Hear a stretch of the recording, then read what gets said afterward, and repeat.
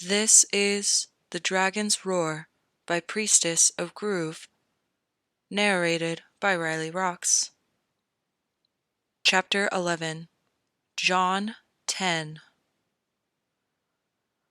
As was becoming routine with Jon, he was up before dawn, but unlike before, where he had to hurry to Sir Jaime's room to assist him with his armor, now he was up on the wall of Winterfell, watching the sunrise. He stared at it longingly as the yellow light bled into the sky. He had taken so much for granted in that other life, before the long night. It was only after being encompassed in darkness that he realized the true value of the sun. Not only did it bathe the land in light, warm its peoples, and allow food to grow, but it also held an inner power. He remembered longingly looking toward what he thought was the east, and praying that was the day they'd see the sun again.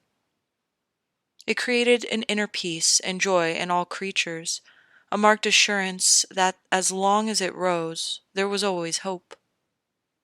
He needed that hope now. The king had declared the night before that the Lannister twins would be executed after breakfast. A sustained cry had arisen from all of the men in the great hall, save for the family of the Starks. Lord Stark was looking as grim as ever, and Lady Catelyn appeared unsure. Bran and Arya were confused, Sansa was upset about the prince being a bastard, and Robb was as grim as his father. Theon seemed to not have a care in the world. Jon was standing at a door, struggling not to glare at the king, though the man paid him no mind. In fact, the king seemed oddly unconcerned about his wife betraying him and failing to give him children. There seemed to be a marginal increase in his drinking, but he was already a drunkard. It was difficult to truly say. A movement out of the corner of his eye caught his attention, and he turned just in time to see Tyrion slip through the door, carrying a bottle of wine under each arm. Jon slipped away to follow him. He vowed he would eat tonight because he needed his strength in the morning. But dinner could wait. There was enough food there to feed an army. He followed Tyrion as he waddled up to his room. The lone Lannister had secreted himself away, skirting the king at every opportunity. His own drinking habit had assuredly increased, but he ate less and less food. Jon suspected that he was on a firm diet of wine only. This wasn't the first time he'd caught Tyrion drinking himself into oblivion. He knocked on the little lord's door. There was a moment's silence before a tentative voice called out, "Who is it?" "Jon Snow." "Come in," Tyrion replied, and this time the voice sounded without the careful guards in place that made him sound more carefree, but with a sarcastic edge to it. When he opened the door, Tyrion raised the bottle. "Come, sit, bastard. A toast as both of our futures go up in smoke tomorrow." He tilted the bottle back and drained it. Rivulets traveled down the side of his mouth and dripped down onto his shirt. "Ah, you think the king will still allow this luxury come tomorrow?" "What luxury is that?" "Why, drinking, of course. You can't waste good wine on a house of traitors. I will be in a cell as surely as Jaime and Cersei are. A considerably more plush cell, but the bars at the window and the guards on the door will be the same," Tyrion replied. There was a slight slur to his words, and he couldn't disguise the raucous burp. Jon didn't bother with meaningless words of comfort, and he certainly didn't want to spoil the surprise. He simply said, "You should eat, my lord. It would be inappropriate for you to be hung over at your brother's execution tomorrow." "But not unexpected," Tyrion said, with a dark look. "And don't call me lord. In all likelihood, I soon won't be. If King Robert has his way, the entire Lannister family tree will be burned to ash and struck from the land as surely as my father obliterated the Rains and the Tarbecks. All because my beautiful sister couldn't have her way. There was never any compromising with her. Ever. Jaime was always the mediator because, well, he was the only one who loved us both. He was a rather poor one, but he always protected me from her, and she would have arranged an accident for me long ago if not for him. And then, one day, that all changed. Suddenly, Jaime hated Cersei almost as much as I did. I thought perhaps the fact that she was marrying the king and ultimately being forced to lie with another man was what drove Jaime to shun her, but I was wrong about that. To this day, I still don't know what caused the change. But suddenly he was seeing her for the manipulative bitch that she was and always has been. She could never take him on, and he knew it. The one time he falls injured is the exact moment she strikes and takes everything away from him and murders the Lannister family legacy that my father worked so hard to build, as surely if she were Sir Ilan Payne swinging the sword tomorrow. Tyrion suddenly focused on him with an awareness that someone who had been drinking all day shouldn't have. My brother is a good man.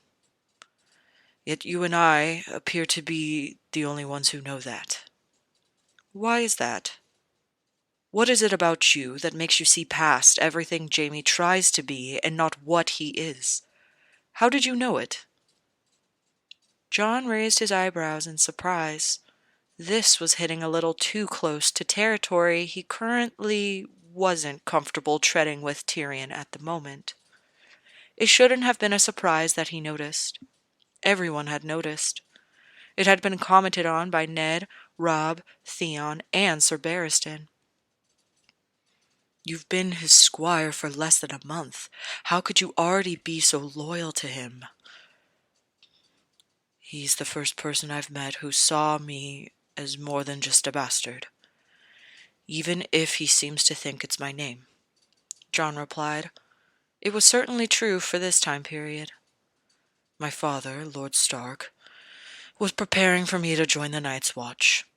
He kept telling me what a great honor it would be for me to be in the Night's Watch, and how it's the only place that would give me true opportunity. But my uncle Benjen was trying to talk me out of it. He thought it would be folly to sign my life away when, in his words, it had only just begun. I understand the Night's Watch is a great honor, but it's also the haven of murderers and thieves. Is it really such a crime to be a bastard that was my only recourse? I don't know, but you might ask my nephew, Tyrion replied sourly. Then he sighed. I see what you mean, Jon. We are both scourges on our father's honor, but at least my father has the courage to not fake his disappointment.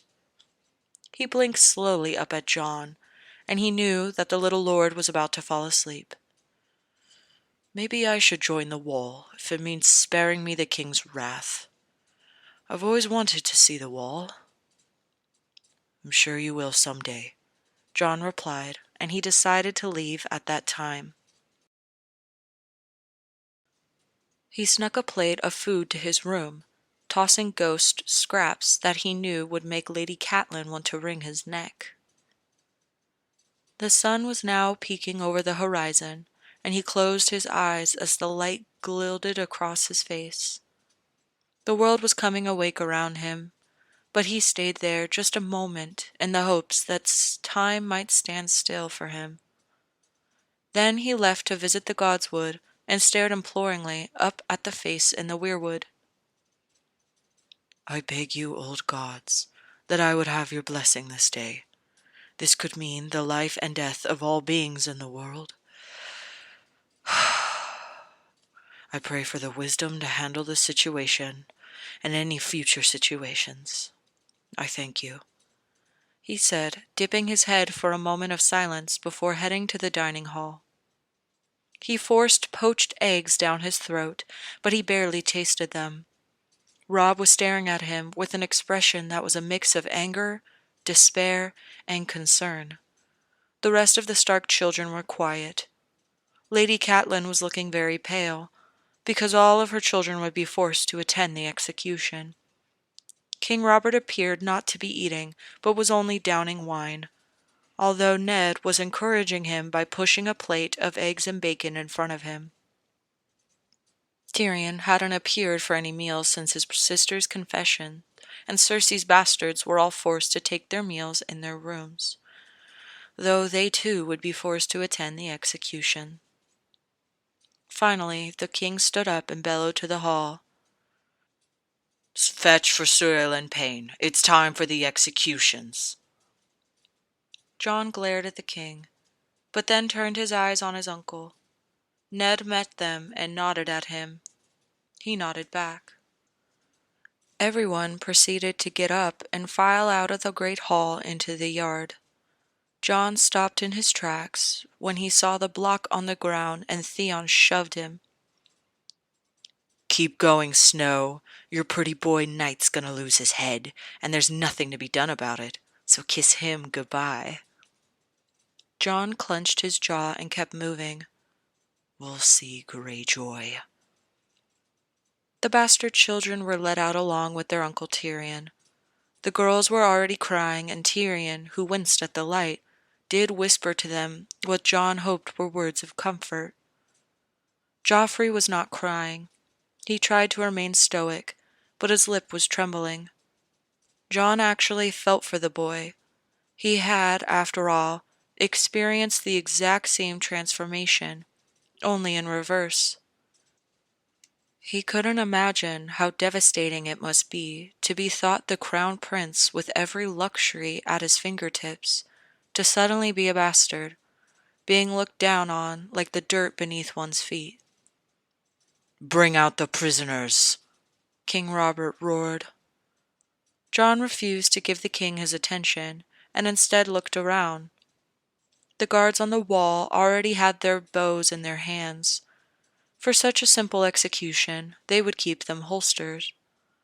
It was, after all, highly unlikely that either Jaime or Cersei would make it that far.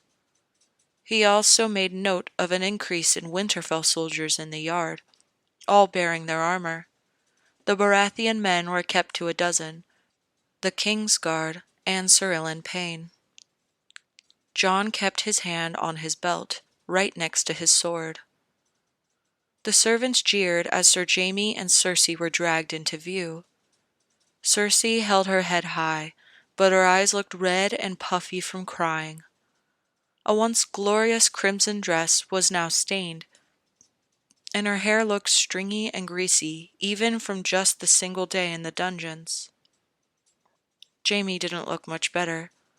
He kept his eyes to the ground, and his shirt, trousers, and bandage covering the wound were all stained with the grime from the cells.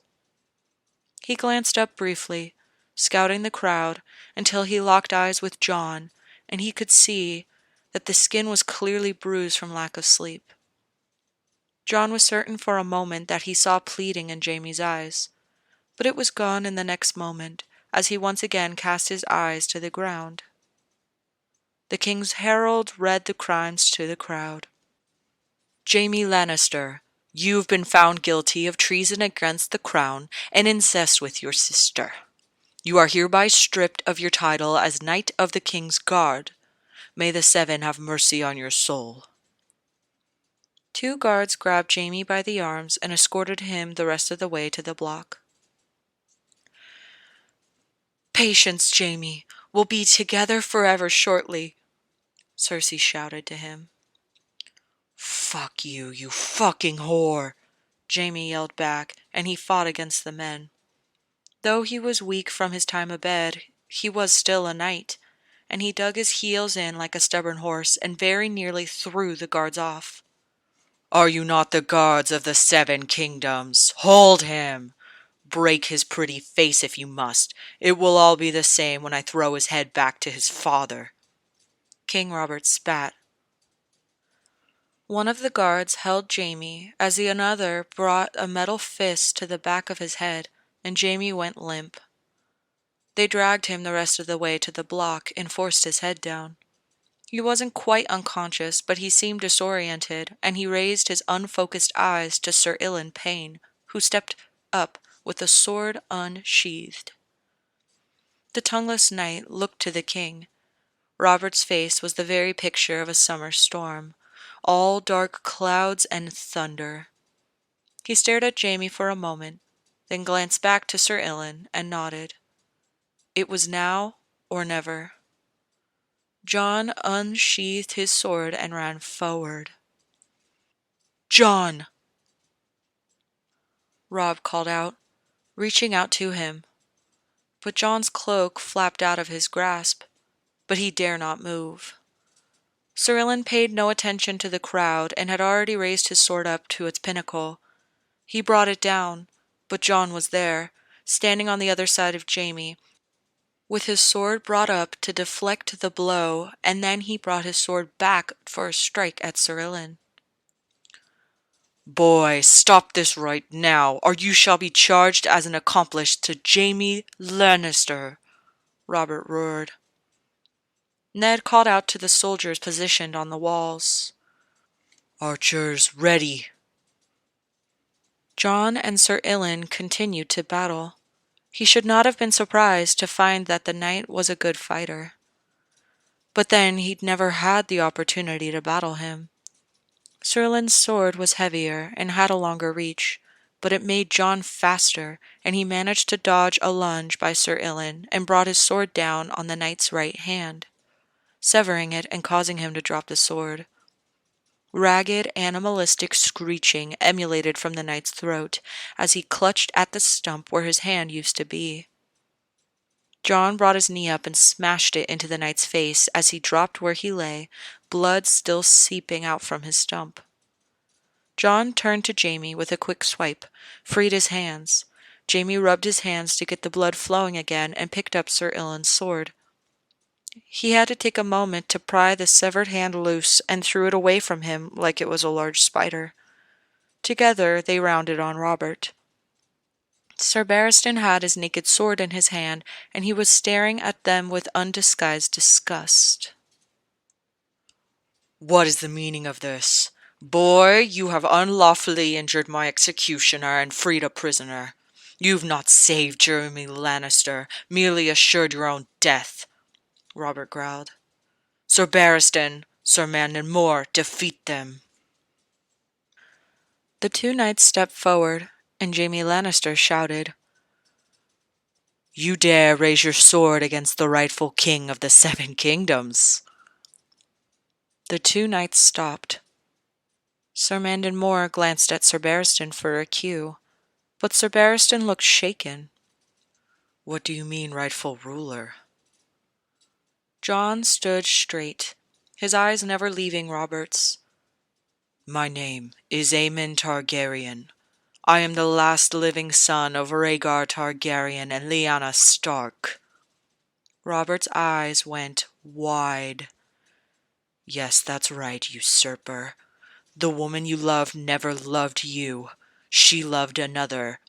Your rebellion was predicated on a false cause. My mother wasn't kidnapped. She left willingly. Septim Marinard annulled Prince Rhaegar's marriage to Elia Martell, and then wed him and Lyanna Stark in the sight of the Seven. He got her with child and hid her in the Tower of Joy in Dorne, safe from your wrath, but she died giving birth to me. My uncle claimed me as his own to protect me." Everyone turned to Eddard Stark, who stood grimly by Robert's side. Lady Catelyn was shaken. Her eyes were wide and her mouth was open as she put a hand on Ned's shoulder to steady herself. The rest of the Stark children looked shocked, but Robb and Theon looked at one another, nodded, and pulled knives out of their belts, readying for a fight. Cersei's children were so stunned that Myrcella and Juliana forgot to cry, and Tyrion was no longer paying them any attention. His eyes kept darting back and forth between Jon and Jaime. "Ned, is this true?" "It is, Robert. After your glee over the deaths of Elia Martell and her children, I had no doubt that you wouldn't hesitate to murder Lyanna's son," Ned said. His mouth was drawn into a hard line, and there was rage in his eyes. "I had to protect my own blood."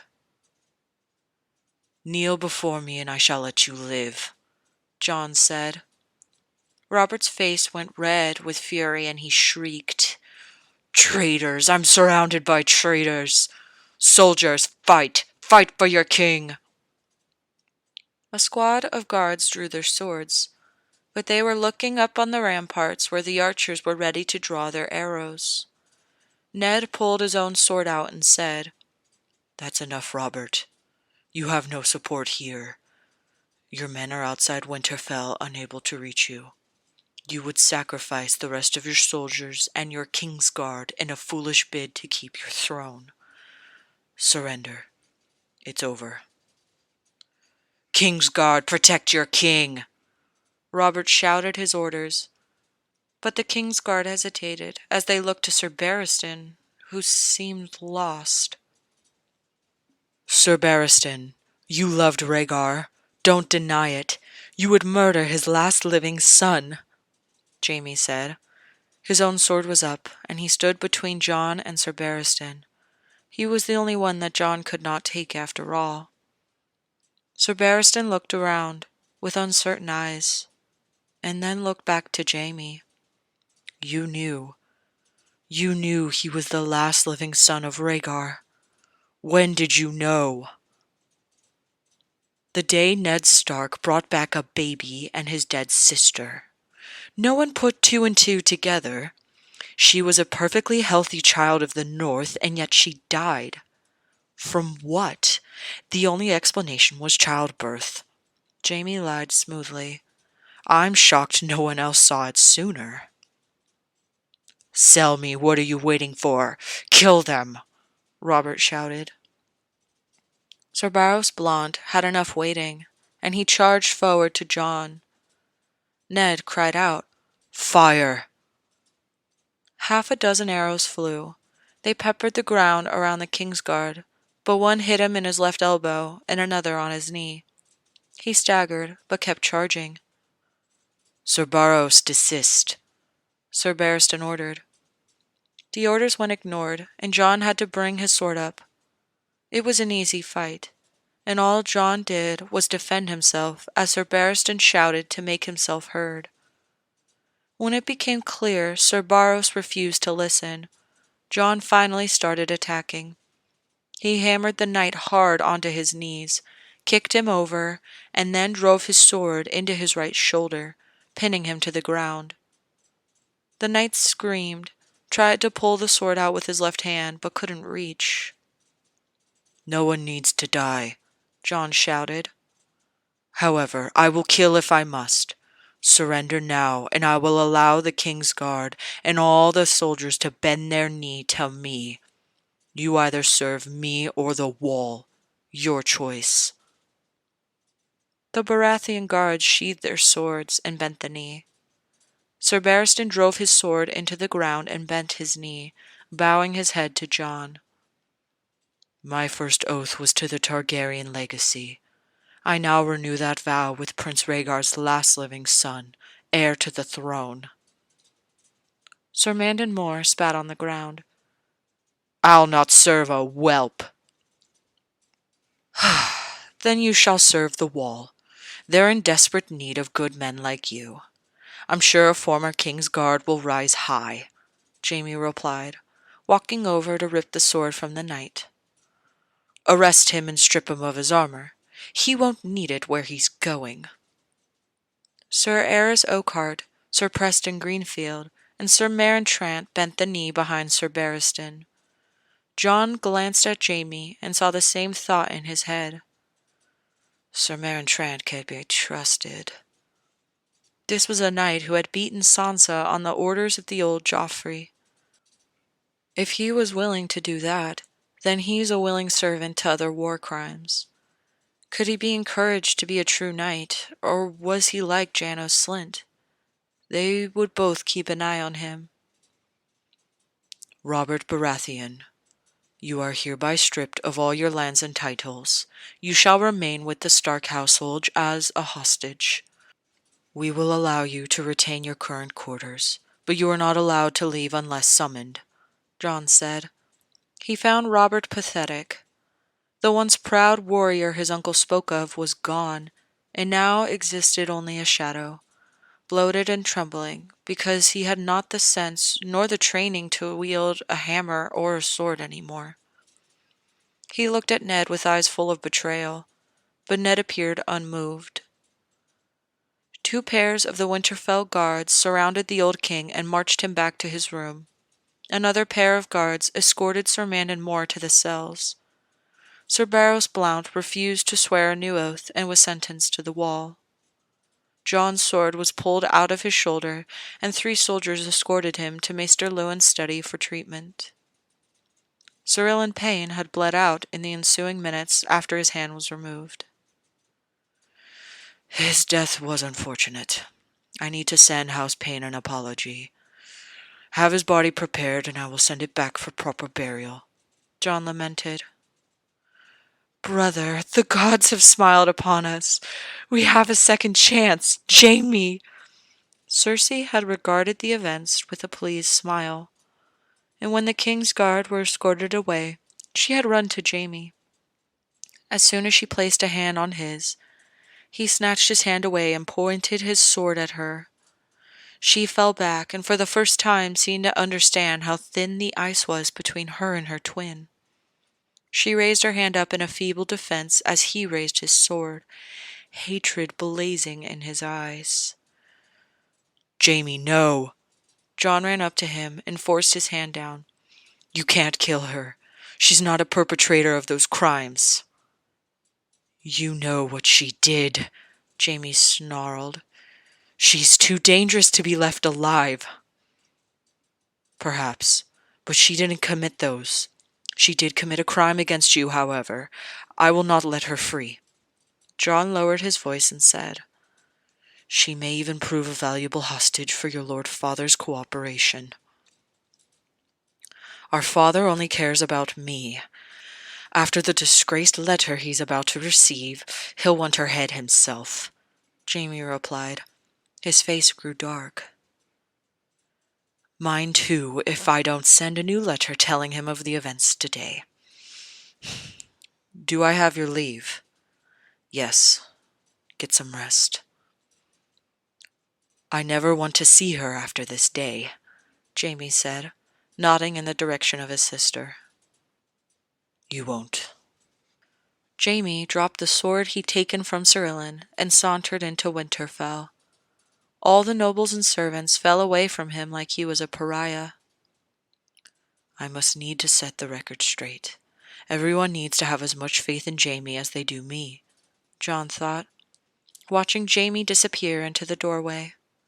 He summoned yet another pair of guards to escort the former queen to her separate quarters, and she glared at them all as if their intrusion into her life was unwelcome.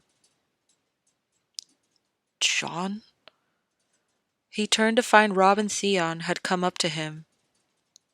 When did you find out about your heritage? Uncle told me just after I was made Sir Jaime's squire. He felt it as important that I knew where I came from, since I was going into the snake pit. I don't think he ever expected me to take the throne, though. Jon replied sheepishly. Why did you? Sir Jaime was my ally. His accepting me as his squire was not a coincidence. He knew, and he wanted to keep me close in King's Landing, in case there was an opportunity. I couldn't just let him die, especially on false charges. Robb wrinkled his nose. But he confessed. Under duress, to keep his nephew and nieces alive. If Rickon or Bran or Arya's life was at stake, wouldn't you be willing to stake your life for them? I guess I can't call you a bastard any longer, Theon replied meekly.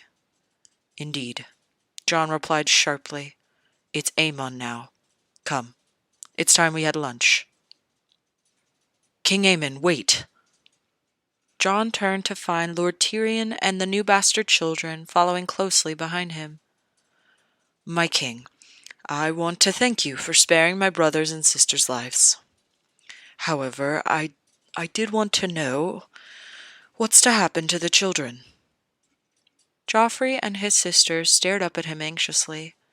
He thought there might have seen a small amount of resentment and anger in the boy's eyes, but mostly he saw fear. His former life had been ripped away from him.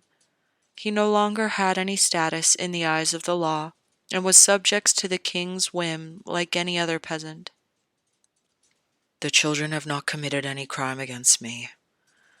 They will no longer be confined to their rooms. However, I must insist that they stay here in Winterfell for the time being, Aemon replied. Thank you, my king. You are most merciful, Myrcella said, dropping into a curtsy. I also wish to thank you for sparing my uncle and my mother's lives. I know what they did was wrong. Your uncle is not your father. He did not sire a single one of you. Your mother only wished it were that way. I am relieved to hear you see it that way, Lord Tyrion replied.